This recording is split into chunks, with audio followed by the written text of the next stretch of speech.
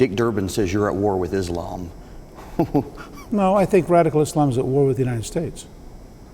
I think the fact that that'd be like some progressive in 1946 saying, "Why are we picking on Uncle Joe Stalin? Isn't he really our?" I mean, in fact, I think there's a lot of Henry Wallace in the current elite.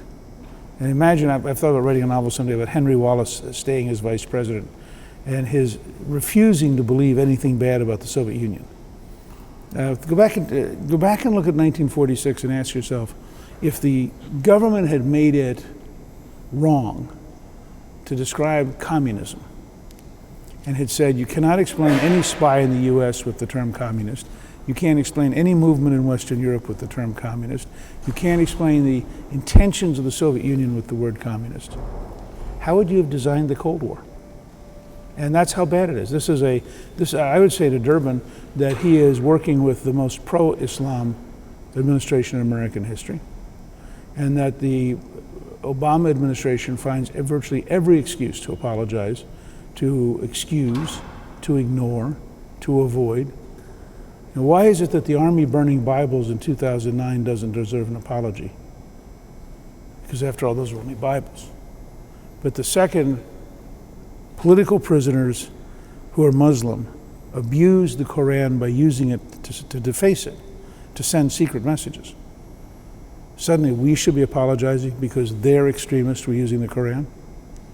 Right. I just, had the president just tell, or the Secretary of Defense held a press conference and said, we feel really badly that these extremists were destroying the Quran.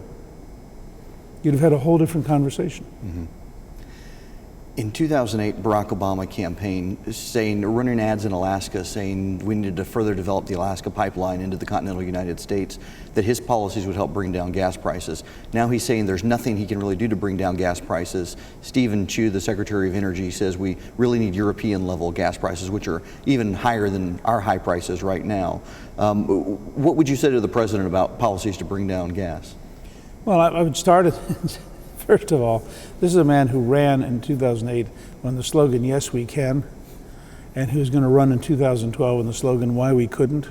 So I'm not surprised that this is just one more broken Obama promise. I mean, the field is strewn with failures on Obama's part to keep his word. I describe Secretary Chu as the Secretary of Anti-Energy. His position is we don't want it. It shouldn't be here. Why are they drilling? Why do they keep finding oil and gas? This is terrible. And Chu, somebody came up to me in Nashville 2 days ago and said that they understood the president's 999 plan. And I said, what? They said, the woman tell Herman Cain they had figured out what his 999 plan was. I said, what are you talking about? They said, it's $9.99 a gallon in gasoline, which would make Chu happy. Mm-hmm. So I start with the premise, a president who wanted to could dramatically impact the availability of oil and could dramatically bring down the price of gasoline.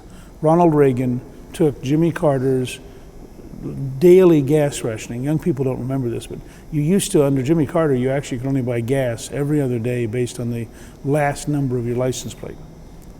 And the first executive order Reagan signs deregulates gasoline. Within 6 months, the price crashes.